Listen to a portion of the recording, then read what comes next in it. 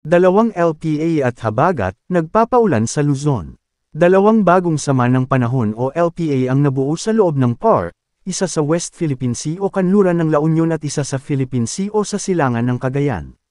Posibleng mag-merge ang dalawang nasabing LPA at maging bagyo sa West Philippine Sea ngayong weekend. Sakaling maging bagyo habang nasa PAR, tatawagan itong Lani. Magdadala rin ng mga pag-ulan ang hinahatak nitong habagat sa malaking bahagi ng Luzon, partikular sa kanlurang bahagi. Patuloy na pinag-iingat ang ating mga kababayan sa banta pa rin ng mga biglaang pagbaha at mga pagguho ng lupa. Southwest Monsoon o habagat. Nakakaapekto ito ngayon sa Luzon at ang kanlurang bahagi ng Visayas.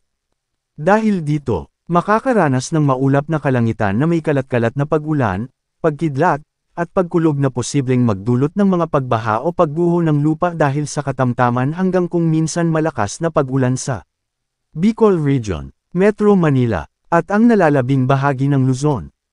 Dahil din dito, makakaranas ng bahagyang maulap hanggang maulap na kalangitan na may pulupulong pag-ulan o pagkidlat at pagkulog na posibleng magdulot ng mga pagbaha o pagguho ng lupa dahil sa severe thunderstorm sa Western Visayas.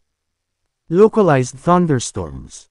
Makakaranas ng bahagyang maulap hanggang maulap na kalangitan na may pulupulong pag-ulan o pagkidlat at pagkulog na posibleng magdulot ng mga pagbaha o pagguho ng lupa dahil sa severe thunderstorm sa nalalabing bahagi ng bansa.